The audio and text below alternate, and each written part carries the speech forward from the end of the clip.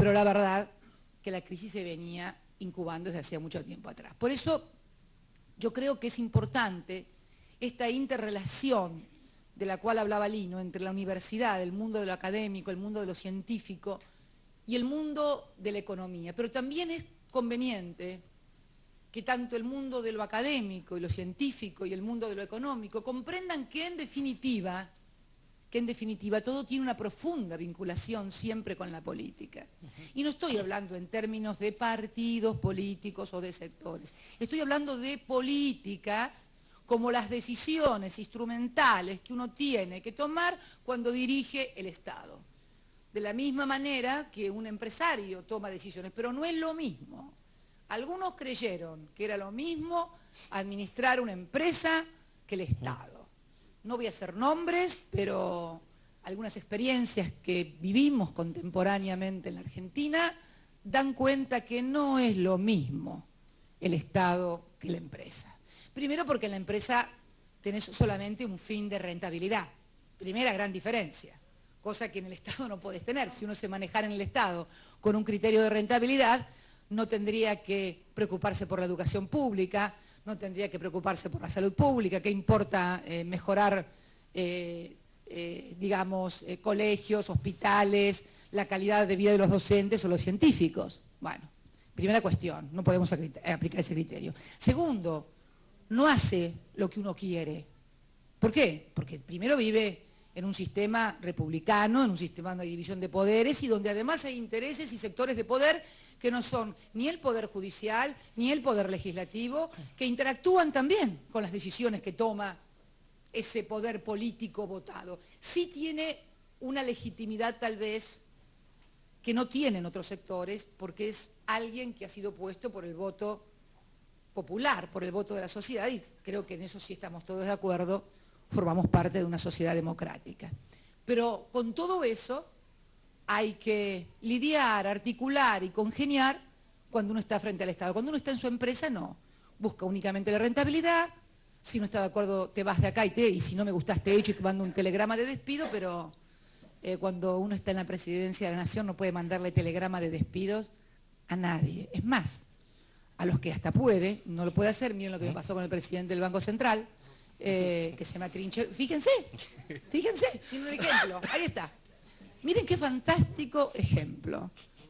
En cualquier país del mundo, imagínense Barack Obama, le pide a Bernanke la renuncia de la Reserva Federal. Bernanke se va. ¿Vos lo ves atrincherado en la Reserva Federal? No. No sé cómo será el sistema acá con la señora Merkel y Alemania, pero calculo que si le pide la renuncia al señor presidente del Banco Central, del Bundesbank, el señor del Bundesbank se irá. ¿Sí, no? Bueno, a mí me pasó lo contrario. Atrincherado en el Banco Central, apoyado por la justicia y por parte del Parlamento, allá hay uno que se agarra la cabeza. Y es cierto, era para agarrarse la cabeza, pero no me podía agarrar la cabeza ni nada de mi cuerpo. Tenía simplemente que contar hasta 10, o hasta 1000, o hasta 1.000.000, y orientar el esfuerzo para que finalmente pudiéramos llevar a cabo una política que fue resistida desde la total ilegalidad e ilegitimidad y que además tuvo éxito. Porque fíjense, teníamos 47.800 millones de dólares en diciembre, cuando tomé la decisión y se atrincheraron en el Banco Central, y hoy, luego de pagar más de 5.000 millones de dólares, tenemos más de 51.300 millones de dólares en reserva, que es la reserva más importante que ha tenido su historia en la República Argentina.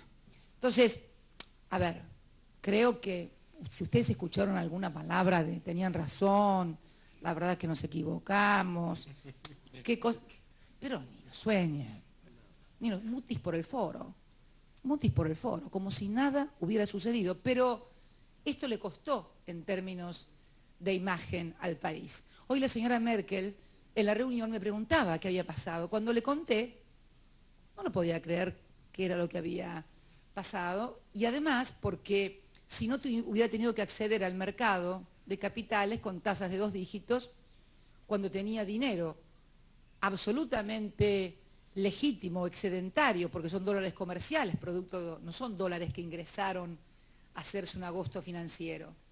No, son dólares producto de nuestra balanza comercial, que es superavitaria, son dólares comerciales, tal vez los dólares más genuinos o legítimos que puede tener un país. La diferencia entre lo que vende y lo que compra. Dólar comercial. Eso es la mayor parte de acumulación de nuestras reservas. Y por eso nos pagan al año 0,5%. Bueno, Stiglitz, no yo, Stiglitz, que es una persona con mucha más autoridad intelectual al respecto, ha sostenido que en realidad los países en desarrollo financian con reservas y otras cuestiones a los países centrales. Y yo creo que lo que está en discusión en el mundo, y lo charlábamos hoy con el señor, un poco del closet en que cada uno se encierra, pero no mal, sino bien. Se encierra porque esa es su actividad, porque le gusta eso, porque no tiene otra actividad.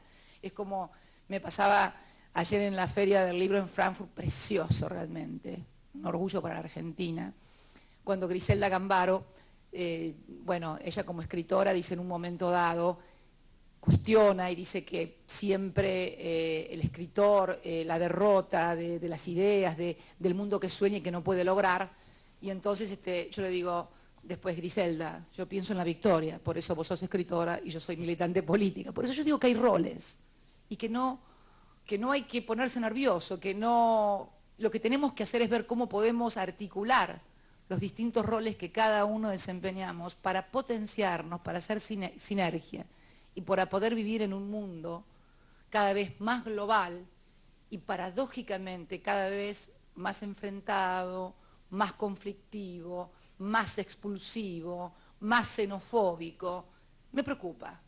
Y decía yo hoy que sería bueno, para terminar, porque realmente ha sido un día fatal hoy, para terminar, que sería bueno, digo, que quienes tienen un gran protagonismo a nivel global advirtieran de la necesidad de las reformas que necesitamos en todo, en los organismos multilaterales de crédito, en las organizaciones multilaterales de comercio internacional, en las organizaciones multilaterales como Naciones Unidas, en el Consejo de Seguridad, que ha dejado de reflejar la realidad era un consejo pensado y diseñado para un mundo bipolar donde se sentaban con carácter permanente aquellos que podían apretar un botón y el mundo explotaba. Esto ya no está más. Quienes antes eran enemigos hoy están juntos, y si hay un lugar simbólico para demostrar que ese mundo que dio origen a ese Consejo de Seguridad que todavía sigue vigente se acabó, es esta ciudad, Berlín. Berlín dividida era ese Consejo de Seguridad, pero Berlín está más dividida. Y el mundo ya tiene otro tipo de divisiones, que no pasan por este-oeste, ni por ideas siquiera, sino por algo que tal vez implique un poco más de gravedad. Algunos lo quieren presentar como cuestiones religiosas, y eso a mí me preocupa mucho. ¿Por qué me preocupa mucho? Porque en el mundo de las ideas siempre hay racionalidad. Más tarde o más temprano hay racionalidad. Cuando el enfrentamiento es escudándose atrás de la fe o de la religión, me parece que la cuestión se pone un poco más difícil y bastante más imposible de resolver. Por una razón, porque en el mundo de las ideologías vos tenías que explicar cuál era tu idea y por qué ibas a tener ese resultado. En el mundo de la fe nadie tiene por qué explicar nada, porque hacen las cosas porque lo dice Dios. Y la verdad que yo soy creyente, pero no hago las cosas porque las dice Dios. Hago las cosas porque creo en las ideas y en un modelo de sociedad que hay que llevar adelante. Por eso digo que espero que quienes tienen grandes responsabilidades, más que la Argentina, vamos a tratar de ayudar en todos los campos en los cuales estemos, el año que viene presidiendo el G77 más China, sería bueno que tomaran cuenta de estas transformaciones antes que las transformaciones sean más violentas y entonces las modificaciones vengan no producto de la voluntad, sino de algo que no manejamos. Si uno mira la historia de la humanidad, advierte que los grandes cambios terminaron siempre luego de momentos de intensa y violenta conflictividad. Y por favor que nadie salga de aquí diciendo la presidenta de la Argentina está anunciando que se viene una tercera guerra mundial. Por Dios, nada que ver. Por Dios. Lo digo como aclaración, como sé que hay algunos periodistas por allá al fondo, digo, a ver si mañana leo, los veo medio escondidos allá al fondo, pero están, ellos siempre están, son como el sol. Así que temo que mañana algún titular de algún matutino porteño diga la presidenta dijo en Berlín que se viene la tercera guerra mundial, tengan cuidado. Bueno, nada, sencillamente con mucho afecto, haciéndoles la misma invitación que Lino les ha hecho a que aquellos que quieran retornar a nuestro país puedan hacerlo, porque estamos convencidos sinceramente que en la ciencia, que en la innovación tecnológica está el salto cualitativo que la Argentina tiene que dar. El 17 de diciembre, con mucho orgullo, vamos a inaugurar la Max Planck en el marco del Polo Científico Tecnológico en una fábrica abandonada. Es muy emblemático, porque en esa fábrica, en el corazón de la ciudad de Buenos Aires, en las ex bodegas Giol, un lugar donde había murciélagos, arañas y ratas de 4 patas. De las otras también hay por ahí, pero bueno, pero no importa referirnos a ellas, son cuestiones menores. Hemos hecho en ese lugar abandonado, que supo ser industria, que supo dar trabajo a muchísimos argentinos, un lugar que también va a dar trabajo a muchos argentinos, pero un trabajo más calificado, un trabajo de valor agregado, un trabajo donde podamos poner ese inmenso capital forjado en la escuela pública, en la universidad pública gratuita, casi uno de los pocos modelos en el mundo que así sea.